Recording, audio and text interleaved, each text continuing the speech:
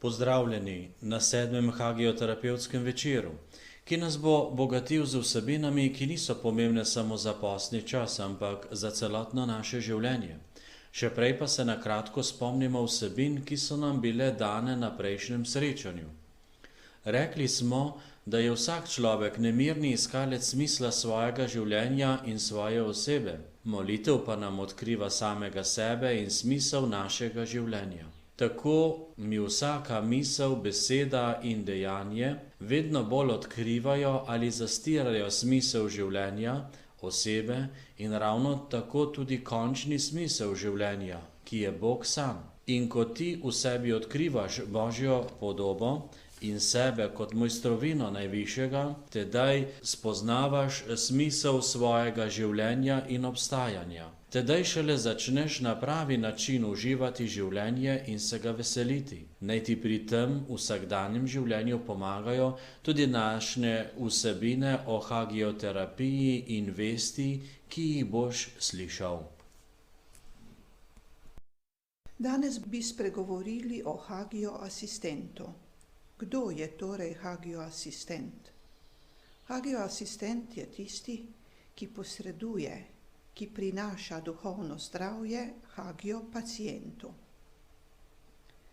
Hagioasistent mora v sebi imeti notranji klic za delo v hagioterapiji in njegov pritrdilni da temu klicu ga usmeri v prvi korak. Razvijati se mora kot človek, kar pomeni postajati vedno bolj moralen, dostojanstven, svoboden, torej človek čiste duše. Biti mora psihično zdrav in stabilen z globoko zavestjo, da dobrota, pravičnost in resnicoljubnost vedno zmagujejo, ker je naš stvarnik sam vrhunsko dobro. Da bi lahko bil duhovno zdrav, mora sam najprej postati hagiopacient, kar pomeni, da mora imeti v svoji zavesti stalno temeljno resnico o poti k duhovnemu zdravju, ki je spoznanje, odločitev in delovanje. To pot razvija sam skozi proces novih spoznanj, katera vzpodbujajo njegovo voljo, odločitve in delovanje. V sebi nosi vsa duhovna zdravila, ki jih preko svoje osebe posreduje hagiopacientu. Imeti mora tudi določeno znanje antropološke medicine. Imeti mora vsekakor izkustvo vere. Kot vernik mora biti predan Jezusu v moči njegovega duha, a tega ne sme zahtevati od hagiopacienta. Vse, kar potrebuje za svoje delo, dobiva v srečanju oziroma v druženju z Jezusom in nebeškim očetom, torej preko molitve, da tako pridobiva izkustvo svetega duha, ki je ljubezen. Hagioasistent mora na sebi delati vsakodnevno hagioterapijo in imeti mora izkustvo duhovnega ozdravljenja, ker se duhovno zdravje posreduje samo z duhom oziroma preko osebe hagioasistenta. Hagioasistent pridobi izkustvo dela s hagiopacientom pod nadzorom mentorja in v življenju z drugimi hagioasistenti v skupnosti, s katerimi tudi deli svoja izkustva in tako nadgrajuje svoje delo. Znanje in izkustvo sta skupni pogoj za delo v hagioterapiji. Hagioasistent mora vstopiti v zahtevno formacijo za hagioasistenta, ki pa je dvojna. Prvič, temeljna. To je študij hagioterapije in teološka izobrazba, imeti mora osebno izkustvo delovanja hagioterapevtskih zdravil in zakonitosti duha. Recimo, dobro vedno zmaguje. Imeti mora izkustvo funkcioniranja teoretskega znanja v praksi, v življenju. In drugič, druga formacija je celoživljenjska, katero pridobiva s pomočjo življenja v skupnosti in izven nje, kjer je neprestano v nekem procesu vstopanja v zdravje duha, ki je celoživljenjski razvojni proces. To pomeni, ko hagioasistent doživlja v sebi kesanje, odpuščanje, ko se odreče zlu in se obrne k dobremu, resnici in ljubezni, takrat on te duhovne stvarnosti, torej svoje duhovno zdravje, neposredno posreduje hagio pacientu. Torej je hagioasistent sam hagioterapevtska lekarna. Hagioasistent se mora neprestano dvigovati na duhovno raven. Imeti mora izkustvo duha. Vaditi se mora v askezi in odrekanju. Biti mora sposoben sprejemati tudi težke življenjske situacije in biti mora v trajni drži hvaležnosti svojemu stvarniku. Iskrena in čista vest ustvarja v nas tudi takšno molitev. Je osnovna podlaga tako v molitvi, kot tudi v dejanju za pravo kesanje in odpuščanje. Takšna vest dela človeka v molitvi odprtega, mirnega, zaupljivega, srečnega in svobodnega.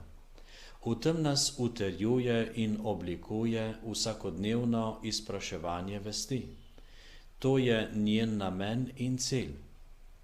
Molitev pa moji vesti odkriva, kaj je zares v življenju potrebno in bistveno, da storim za Boga, za bližnje in zase. Pa ne samo odkriva, ampak tudi odpira za Božje moči in navdihe, da to zmorem zares uresničiti. Vest torej ni samo organ smisla, ampak tudi varuhinja tvoje svobode, tvojega dostojanstva in življenja. Tako ne smemo vlogo vesti zoževati samo na vlogo prepovedi in zapovedi v našem življenju, ampak jo skušajmo sprejeti v njeni vsestranski in celoviti vlogi v življenju. S to naravnanostjo prisluhnimo sedaj tudi naslednjim bogatim vsebinam o vesti.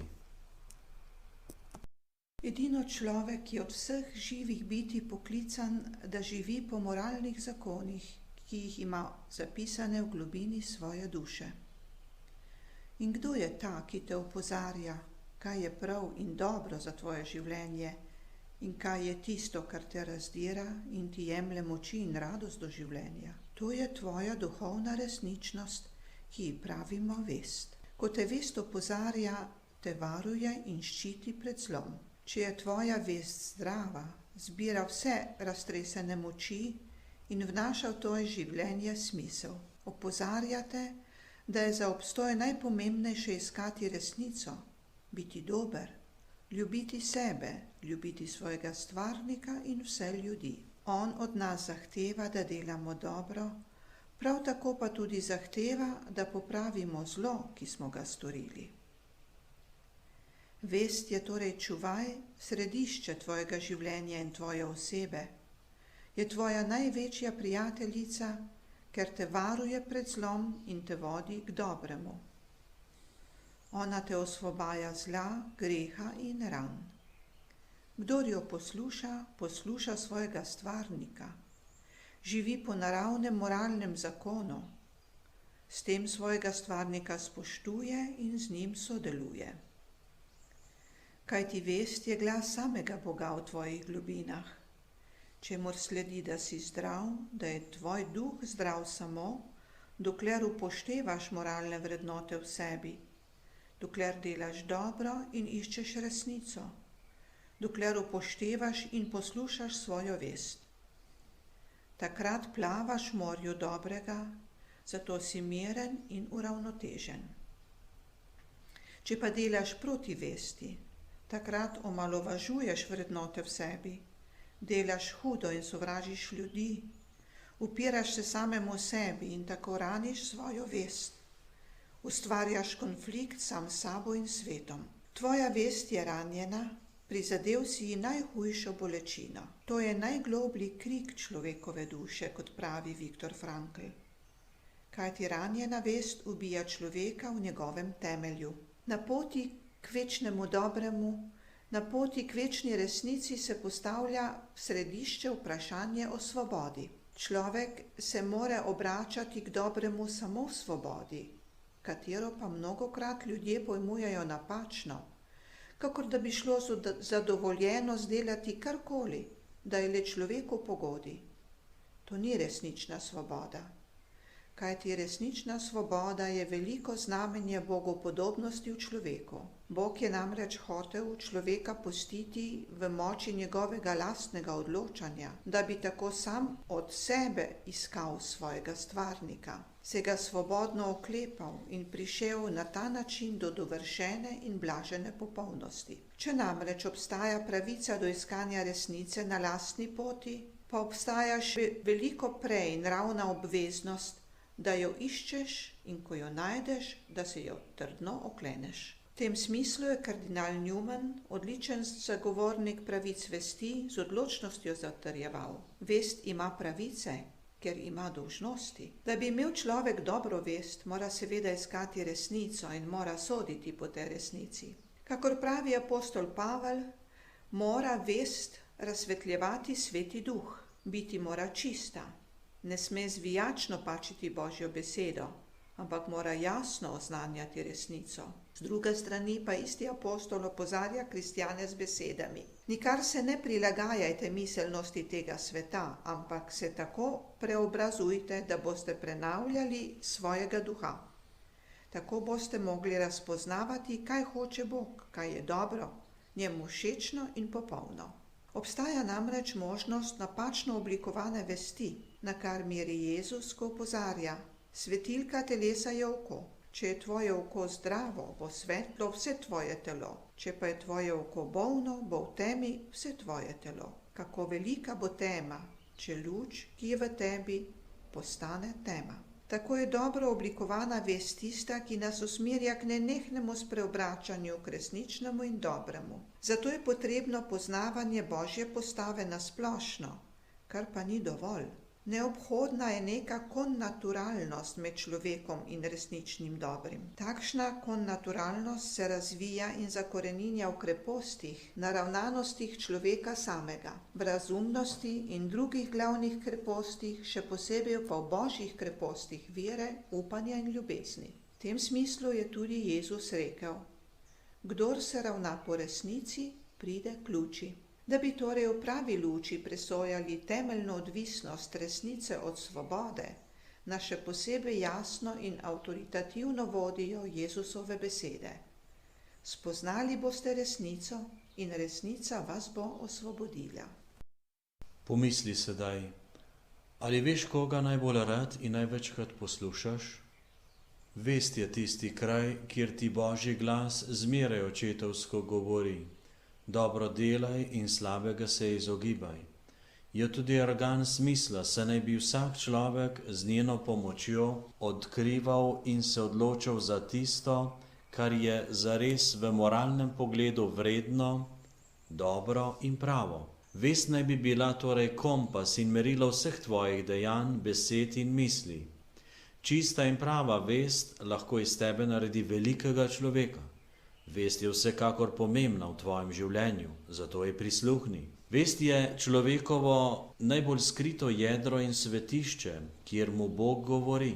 Vest nima dna sama v sebi, temveč sega v nekaj, kar je onkraj nje. Je torej počelo, ki povezuje ustvarjeno bitje s svojim stvarnikom.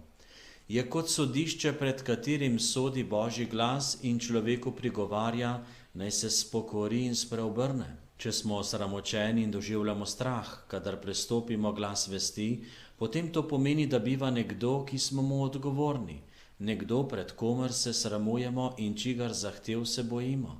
Če smo spričo svoje krivde žalostni in če po dobrem dejanju občutimo vedrino, kakor da smo dobili priznanje svojega očeta, potem je to očitno znamenje, da v sebi nosimo podobo nekoga, kateremu velja naša ljubezen in spoštovanje. Nekoga, v čigar smehljaju najdemo svojo srečo, kateremu nas vabi srce, pred katerim se opravičujemo in ob čigar jezi se zbegamo in tarnamo.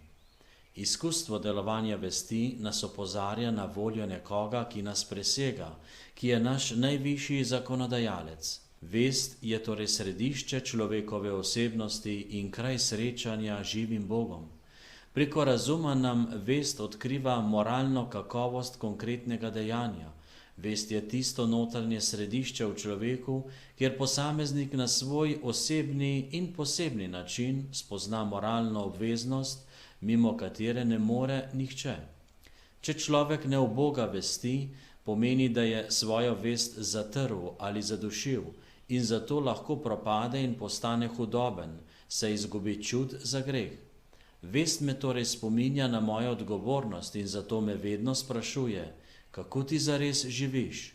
Dobro oblikovana vest je pravilna in resnicoljubna. Vodi na pota sreče, svobode in duhovnega zdravja. Vest svoje sodbe oblikuje razumno, v skladu z resnično dobrim, kot to hoče stvarnikova modrost.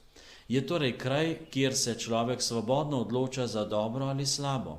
Je zadnja odločilna norma za nravna dejanja, pri katerih se človek mora držati moralnega reda, zapovedi in prepovedi.